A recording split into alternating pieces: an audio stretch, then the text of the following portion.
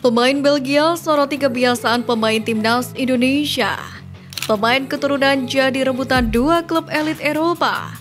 FIFA beri apresiasi Indonesia.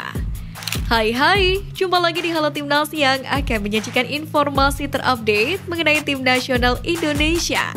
Simak berita selengkapnya berikut ini.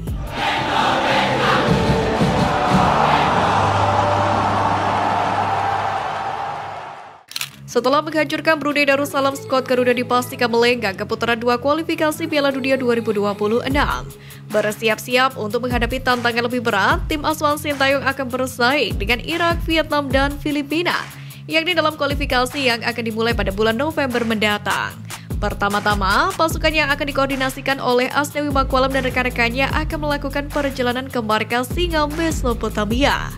Irak sendiri juga telah secara resmi mengumumkan lokasi pertandingan melawan timnas Indonesia, di mana skuad yang dipimpin oleh Jesus Casas ini akan menggelar pertandingan di Basra International Stadium. Sandy Walsh mengaku sempat memarahi sejumlah pemain muda di timnas Indonesia karena tidak disiplin. Tidak disiplin yang dimaksud di sini adalah banyak pemain yang tidak mempedulikan pola makannya. Salah satunya adalah makan coklat berlebihan. Menurut Sandy, masa depan sepak bola Indonesia amat cerah lantaran menjamurnya talenta-talenta potensial. Hanya saja ia mengingatkan para pemain muda tersebut untuk disiplin dalam menjaga pola makan. Di sisi lain, Sandy tidak menyebut spesifik siapa pemain muda yang dimaksud, namun mereka mau mendengarkan perkataannya. Sintayong kerap menambah pemain naturalisasi atau pemain yang memiliki darah keturunan Indonesia di timnas, utamanya di lini belakang dikarenakan lawan tangguh timnas Indonesia di Piala Asia nanti. Hal ini pun menjadi perkiraan kemungkinan taktik Sintayong dalam menghadapi babak kualifikasi November mendatang. Timnas Irak dinilai cukup tangguh untuk permainan atas yang memang menjadi titik lemah timnas Indonesia. Ditambah lagi dengan keunggulan pemain Jepang yang memang dikenal sebagai tim unggulan juara di setiap gelaran Piala Asia. Melihat dari lawan yang cukup berat, meyakinkan bahwa Sintayong butuh pemain sekelas tim Eropa yang dapat memperkuat lini belakang dan serang untuk laga yang akan datang. Terkini pemain asing yang akan dinaturalisasi dalam waktu dekat ini adalah Nathan Joaon, yang saat ini sudah dikonfirmasi oleh Ketua Umum PSSI atas kebenarannya. Ketua Umum PSSI Erick Thohir mengatakan FIFA memberikan pujian terkait segala persiapan yang dilakukan jelang gelaran Piala Dunia U17 2023, yakni yang akan terselenggara 10 November hingga 2 Desember mendatang. Erick memastikan FIFA sudah mulai mengecek persiapan lapangan yang akan digunakan untuk Piala Dunia U17.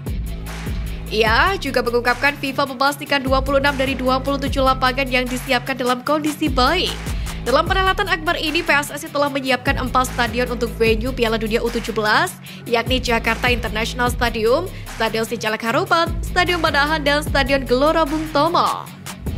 Pemain naturalisasi Sandy Walsh memberikan pesannya untuk rekan timnya di timnas Indonesia, Marcelino Ferdinand, yang sama-sama tengah menempuh karir di Belgia. Sandy menyadari bukan pilihan yang mudah bagi seorang pemain muda seperti Marcelino untuk mau berkiprah di Eropa di usia yang masih sangat belia. Bahkan dari itu dia pun bersedia untuk terus menjadi teman sekaligus mentor bagi ex-pemain Persebaya Surabaya itu selama dibutuhkan. Sandy sendiri secara khusus juga mengakui bahwa Marcelino merupakan talenta yang sangat bagus dan berbakat. Bahkan dia pun sangat terkesan dengan performa Marcel bersama skuad Garuda, terutama ketika melawan Argentina dalam laga uji coba lalu.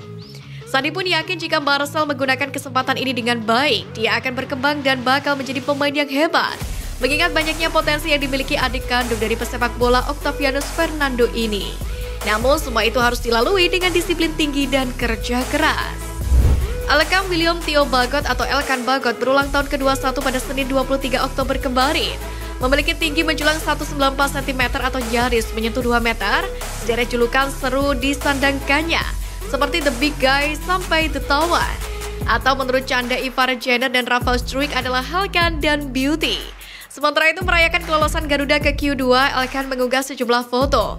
Uniknya, di kolom komentar bila Ivar Jenner memberikan emoji heart dari lambaian tangan, Sandi Ramdhani sungguh beda. Ia menuliskan, kirim nomor rekening deh, abang transferi sekarang. Begitulah tingkah kocak para pemain timnas Indonesia, tidak hanya saat berjumpa, namun juga di media massa. Salah satu pemain keturunan Tijani Reinders memang tampil hebat bersama AC Milan. Gelandang 25 tahun ini adalah bagian dari revolusi AC Milan pasca kepergian Sandro Tonali. Semula Raiders dipandang sebelah mata mengingat namanya kurang begitu dikenal. Namun semua pengamat dan penikmat sepak bola seakan dibungkam dengan penampilannya saat berseragam AC Milan, yakni dengan mendulang 2 assist dari jumlah penampilan yang dimainkan.